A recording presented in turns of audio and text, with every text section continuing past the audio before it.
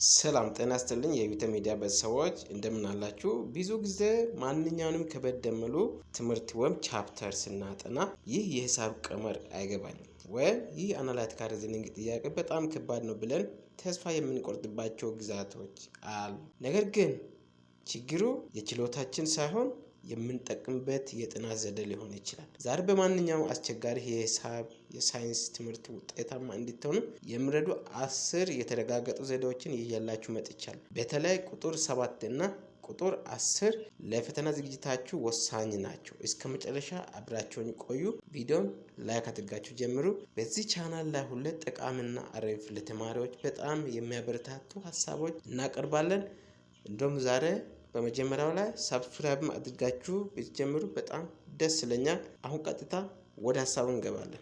የመጀመሪያ ቴክኒኩ ፌማን ቴክኒክ ይባላል። የፌማን ቴክኒክ በእንግሊዝ ዘ ፌማን ቴክኒክ ይባላል። ይህ ማለት አንድ ነገር በሚገባ ለመረዳት ለሌላ ሰው ወይም ለህፃን ልጅ እንደምታስረዳ አድርገ አስረዳ። አንድን አስቸጋሪ ቀመር ከተማራችሁ በኋላ ለጓደኞቻችሁ ለማስረዳት ሞክሩ። ግልጽ ያልሆነላችሁ ቦታ የት እንደሆነ ወዲያውኑ ታውቃላችሁ። አያችሁ። ስለዚህ ክፍተታችሁን እና ደካማ ጎናችሁን ወይ ያልተረዳችሁትን ነገር ለማወቅ ለሌላ ሰው ማስረዳት፣ ለሌላ ሰው መንገር፣ የተማራችሁትን ያጠናችሁትን ለሌላ ሰው ሀሳባችሁን ሼር በማድረግ የቱ ጋር ኮንፊውዝድ እንደሆናችሁ በቀላሉ ትረዳላችሁ። ስለዚህ ከባድ ትምህርትን በቀላሉ ለማወቅ እና ለመረዳት የመጀመሪያና አንደኛው የፌማን ቴክኒክ በጣም ብትጠቀሙ በጣም ውጤታማ ተማሪዎች ትሆናላችሁ። ፖርሽኑ ላይ ምንም ውስብስብነት ሳይኖራችሁ በቀላሉ ፖርሽኑን ቀለል አድርጋችሁ መረዳት ትችላላችሁ ማለት ነው። ሁለተኛው ደግሞ አክቲቭ ሪኮል ይባላል። በንቃት ማስታወስ። ይህ ደግሞ ደጋግሞ ከማንበብ ይልቅ መጽሐፍን ዘግቶ ራስን መጠየቅ። ሁሌ እኔ እንደዚህ አይነት ነገሮችን ይጠቀማለሁ። መጀመሪያ አነባለሁ። ካነበብኩ በኋላ በራሴ ያነበብኩትን ለመገንዘብ ያህል ራስን እጠይቃለሁ። ማሰላሰል አክቲቭ ሪኮል ማድረግ በጣም ውጤታማ ተማሪ ያደርጋቸዋል። ከበድ ያለ ፖርሽኑን በቀላሉ እንድትረዱ በጣም አስፈላጊና ወሳኝ የሆኑ ነጥቦች ናቸው ማለት ነው። ሶስተኛው ሀሳብ ከባድ ትምህርቶችን በቀላሉ አንደርስታንድ ለማድረግ ስፔስድ ሪፒቴሽን ይባላል። ይህ ማለት በጊዜ ልዩነት መከለስ ይባላል። ዛሬ ያጠናኸውን ነገር ነገ ከ3 ቀን በኋላ ወይም ከዛም ከአንድ ሳምንት በኋላ ከልሰው። ይህንን ስታደርግ በቀላሉ አንደርስታንድ ማድረግ የፖርሽኑን የማሸነፍ ቻንስ በጣም ከፍ እያለ ይሄዳል። ማንኛውም ፖርሽን ቢሆን። ስለዚህ ዛሬ ካጠና ከ2-3 ቀን ወይም ከሳምንት በኋላ እሱን እንደገና ስፔስድ ሪፒቲሽን ቢታደርግ በቀላሉ ምን ማድረግ አንደርስታንድ ለማድረግ ፖርሽኑን ለማሸነፍ በጣም ትልቅ እድል ይኖርሃል ማለት ነው። አራተኛው ደግሞ ፖሞዶሮ ቴክኒኩ ይባላል። የጊዜ አጠቃቀም። ይህ ማለት ለ25 ደቂቃ ለምሳሌ በጥልቀት ካጠና 5 ደቂቃ ማረፍ፣ ሬክሬሽን ማድረግ፣ እረፍት መውሰድ። ማይንዳችን ኖዚ ማሽን በጣም የሚጫጫ ማሽን ስለሆነ ስለዚህ እረፍት ካረግ ወይ ሬክሬሽን ካደረግ አእምሯችን እንደገና ሪፍሬሽድ ስለሚሆን ብዙ የማቆየት ያወቅከውን የተረዳኸውን ብዙ የማቆየት ያሉ በጣም ከፍ ያለ ነው። ስለዚህ ከዚህ በፊት ውድ ተመልካቾች እነዚያን ቴክኒኮችን ታውቃላችሁ ወይስ ትጠቀማላችሁ? እስቲ ራሳችሁን ጠይቁ፣ ዞር ብላችሁ አስቡ። ስለዚህ ውጤታማ ተማሪ ከሆናችሁ ለመሆን እንዲሁም ከበድ ያሉ ፖርሽኖችን በቀላሉ አሸናፊ ሆናችሁ ለመገኘት እነዚህን ስቴፕ በስቴፕ በጣም ብትከታተሉ ውጤታማ መሆናችሁ ምንም ወደ ኋላ የሚያደርጋችሁ ነገር የለም ማለት ነው። አምስተኛው ደግሞ ለምን ብሎ መጠየቅ ኢላቦሬቲቭ ኢንተሮጌሽን ይባላል።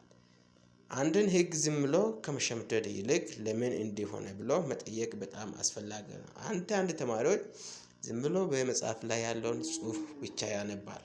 ሀሳብ ለምን የሚል አእምሯቸው ውስጥ አይመጣም። ስለዚህ ውጤታማ መሆን ከፈለጋችሁ ማንኛውም ፖርሽን በቀላሉ ለመረዳት ከፈለጋችሁ አንድን ህግ ዝም ብላችሁ መሸምደድ አስፈላጊ አይደለም። ለምን ብላችሁ ይህ ለምን ሆነ፣ ይህን ለምን እንደዛ አለ በሚለው መልኩ ራሳችሁን ጠይቁ። ይህንን ስታደርጉ የማወቅ ኃይላችሁ በጣም ከፍ እያለ እየተጨመረ ይሄዳል ማለት ነው። ስድስተኛው ከበድ ያለ ፖርሽን በቀላሉ ለማሸነፍ አስቸጋሪውን ቀድሞ መጀመር ያስፈልጋል። this is the frog የሚል ፕሪንሲፕል አለ። አእምሯችን ሳይዝል ከበድ ያለውን የትምህርት ክፍል ቀድሞ ማጥናት።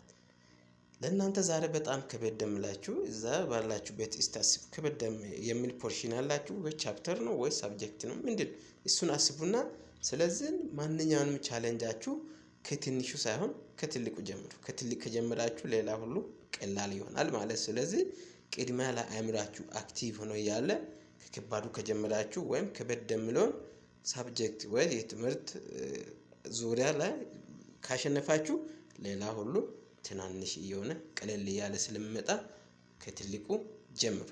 አእምሯችሁን ሳይዝል ከጀመራችሁ ቀላሉ ትረዳላችሁ ማለት ነው።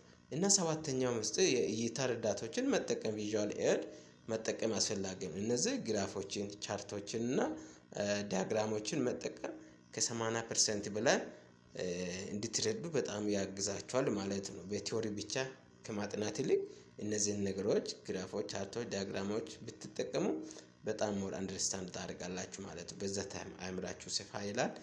ይህ ነገር ለምን ሆነ የሚል ጥያቄም በአእምሯችሁ ውስጥ ይፈጠራል ማለት ነው። ስለዚህ በተለይ ለግራፊካል እና ታቡላር ዳታ ጥያቄዎች በጣም ይረዳቸዋል። ስለዚህ እነዚህን ቴክኒኮች በጣም አስፈላጊ ስለሆነ እነዚህን ተጠቅሙባቸው። ውድ ቻናል ቤተሰቦች አሁን ይህን ቻናል እየተከታተላችሁ ያላችሁ ይህንን ቪዲዮ ያያችሁ ያላችሁ ሳብስክራይብ ያላደረጋችሁ ከታች ያለውን ሳብስክራይብ የሚል ጽሑፍ ነክታችሁ ሳብስክራይብ አድርጋችሁ ሁሉ ቤተሰብ ሁኑ። አሁን ቀጥታ ወደ 8ኛ እንሄዳለን እና 8ኛው ማስተማር ቲቺንግ ቱ ለርን ይባላል። መረጃን በምናስተምርበት ጊዜ አእምሯችን መረጃውን በተሻለ ሁኔታ ያደራጃል፣ ኦርጋናይዝ ያደርጋል ማለት ነው። ስለዚህ መረጃውን እየተማርን ነው ያወቅነው ነገር ለሌሎች ማስተላለፍ በጣም እጅግ ፋይዳና ጠቀሜታ አለው ማለት ነው። ስለዚህ ለሌሎች ማስተላለፍ ለሌሎች መንገር ብትጀምሩ በጣም የተሻለ ውጤት ማግኘት ትችላላችሁ። እንዲሁም ማንኛውንም ከበድ ያሉ ፖርሽን በቀላሉ መረዳት ትችላላችሁ ማለት ነው። ስለዚህ ከዚህ በፊት ይህንን ተግባራቶች የማታደርጉ ከሆነ ከዛሬ ካሁኑ ጀምራችሁ ተግባራዊ አድርጉና በራሳችሁ ላይ በጣም ከፍተኛ ውጤት ታያላችሁ ማለት ነው። 9ኛው ደግሞ እንቅልፍና አእምሮ ይባላል ማለት ነው። የአእምሮ እረፍት መውሰድ እንቅልፍ ወይም የአእምሮ እረፍት መውሰድ ስሊፕ ኤንድ ሜሞሪ። በቂ እንቅልፍ ማግኘት ያጠናው ነገር ወደ ቋሚ ትውስታ ሎንግ ተርም ሜሞሪ እንዲቀየር ይረዳል። ስለዚህ ቅድም ብያለሁ አእምሯችን ኖይዝ ማሽን፣ ስለዚህ በብዙ ነገር ከተጨናነቀ ይረበሻል፣ የማስታወስ ኃይሉ በጣም ዝቅ ስለሚል ስለዚህ እንቅልፍ መተኛትን አእምሯችን በጣም ሎንግ ታይም እንድናስታውስ አንድን መረጃ እንድናስታውስ ይረዳናል ማለት ነው። ስለዚህ ማንኛውንም ፖርሽን ለመረዳት በቀላሉ ከበድ ያሉ ፖርሽኖችን በቀላሉ ለመረዳት ከፈለጋችሁ አሸናፊ ሆናችሁ መገኘት ከፈለጋችሁ ጊዜውን በሱ ላይ ማባከን ብቻ ሳይሆን እረፍት መውሰድም አንድ ትልቅ ቴክኒክ እና ስትራቴጂ ነው። ስማርት ሆነ ዘዴ ነው። በጣም ጠንክሮ ማጥናት ማለት ብዙ ጊዜ በጥናት ለማሳለፍ ብቻ ሳይሆን ስማርት ስቴዲ በጣም ምርጥና ሲስተማቲክ የሆነ ስቴዲ ቴክኒክ መጠቀም ማለት ነው ውጤታማ መሆን ከፈለጋችሁ። እና 10ኛው ከበድ ያሉ ፖርሽኖችን መጻፍን በቀላሉ ለማሸነፍ የአጠናን ዘዴ ውስጥ የሞክ ፈተናዎችን ሞክ ቴስት መውሰድ ልክ በፈተናውን ሰዓት ሁኔታን ራስ መፈተን ማለት ነው። ስለዚህ በፈተና ሰዓትና ሁኔታ ራስን መፈተን ማለት ከዚህ በፊት ተመሳሳይ ጥያቄ ለምሳሌ ፓስት ኤግዛሞች ሲኖሩ እንደዚህ አይነት ጥያቄዎች ሞር የሚወጡ ፖርሽኖችን ወስዳችሁ እንዲሁም ተመሳሳይ ጥያቄዎችን ካገኛችሁ እነሱን ወስዳችሁ በቀላሉ መስራት ነው። ከየት እናገኛለን ካላችሁ በተለያዩ ዌብሳይት ማግኘት ይቻላል። እንዲሁም ይህ ቻናልም ከዚህ በፊት ሌላ ተማሪዎች ፈትነው ያለፉትን ፈተና ኤግዛሞችን ያቀርባል። ለምሳሌ ጋት ኤግዛም እንዲሁም ማስ ጥያቄዎችን ኢንትራንስ ኤግዛም ላይም በተለያዩ ሌቨል ላሉ ተማሪዎች ያቀርባል። ስለዚህ በእነዚህ አይነት ፕላትፎርሞች ላይ ዩቲዩብ ላይ ዌብሳይት ላይ አግኝታችሁ በቀላሉ ራሳችሁን ሞክ ኤግዛም መውሰድ እና አእምሯችሁን መፈተሽ ትችላላችሁ ማለት ነው። በስርጡ ላይ የምለቃቸውን የሞክ ፈተናዎችን እንደ እውነተኛ ፈተና ቁጭ ብላችሁ ብትሰሩ በጣም ውጤታማ ተማሪ መሆናችሁን የሚከለክል ምንም አይነት ሕግ የለም ማለት ነው። እነዚህን 10 ዘዴዎች የጥናት ህይወታችሁን እንደሚቀይሩት አልጠራጠርም። ከነዚህ ውስጥ አንተ ወይ አንቺ የትኛውን ትጠቀሚያለሽ? ወይም ደግሞ ቀጣይ በየትኛው ዘዴ ላይ ሰፋ ያለ ቪዲዮ እንዲሰራ ትፈልጋላችሁ? ኮሜንት ላይ ጻፉልኝ። ለዛሬ የነበረ ቆይታ ይህንን ይመስላል። ቪዲዮን ከወደዳችሁ ላይክ ማድረጋችሁና ለጓደኞቻችሁ ማጋራታችሁን አትርሱ። በሚቀጥለው ቪዲዮ እስከምንገናኝ ቸር ያገናኘን። ሰብስክራይብ አድርጋችሁ ቤተሰብ ሁኑ። ቴንክ ፎር ዋቺንግ